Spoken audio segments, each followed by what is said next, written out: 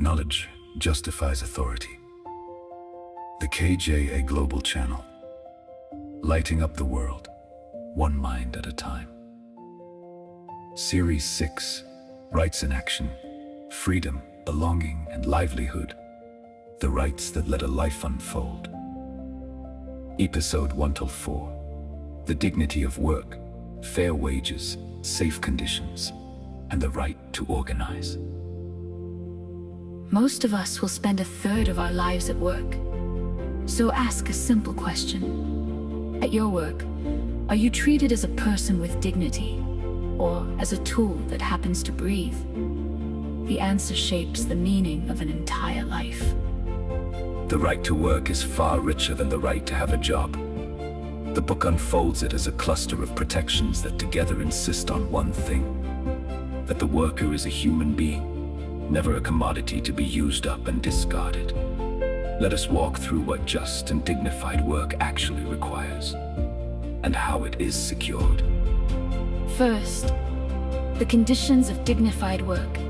The right includes free choice of employment, just and favorable conditions, protection against unemployment, and crucially, just remuneration.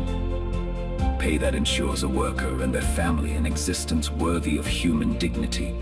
It includes equal pay for equal work, so that the same labor is not valued less because of who performs it. The mechanisms are concrete: minimum wage protections, safety standards and inspection, limits on exploitation, and laws against discrimination in hiring. And pay the principle beneath them all is that labor is not a commodity like coal or steel. It is inseparable from the living person who performs it, and so it must be treated with the respect owed to a human being. Second, the right to organize. The worker's share of power. Because a single worker bargaining alone against a large employer has almost no leverage. The right to work includes the right to form and join trade unions and to bargain collectively. This is the mechanism that balances the scales. Together, workers can negotiate fair terms that no one of them could win alone. A society that protects the right to organize has accepted that fairness at work is not achieved by the goodwill of the powerful, but by giving the less powerful a collective voice. To forbid workers from organizing is to ensure that the terms of work are dictated, not agreed. You can see the difference in how labor is treated. In one workplace, wages are pushed below survival, conditions are unsafe, hours are limitless, and any attempt to organize is crushed. The worker is simply an input to be minimized. In another, pay sustains a decent life, safety is enforced, and workers can organize to defend their interests as equals at the table. Both produce goods and services, but one extracts them from Human beings treated as machinery, and the other earns them from human beings treated as partners. The output may look similar. The dignity behind it could not be more different. This matters because work is where most people's rights are tested daily.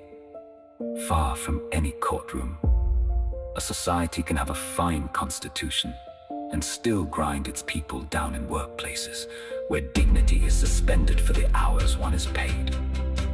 The book insists that human rights do not clock out when a shift begins. The dignity of work is where the grand language of rights either becomes real in ordinary life, in a fair wage, a safe floor, a respected voice, or reveals itself as words that stop at the factory gate. Here is the tool: judge any work arrangement by 3 questions. Does the pay support a life of dignity, not just survival? Are the conditions safe and the hours humane? And may the workers organize to defend themselves as equals? Where all 3 hold, work upholds the human being. Where pay starves, conditions endanger, and organizing is forbidden, the worker has been reduced to a commodity. And that is exactly the reduction this right exists to forbid. The dignity of work, mutation into freedom. In action, defend the fair wage, the safe workplace, and the workers' right to a collective voice. Subscribe, and let us keep dignity present in every hour of work. This is KJA. Knowledge justifies authority.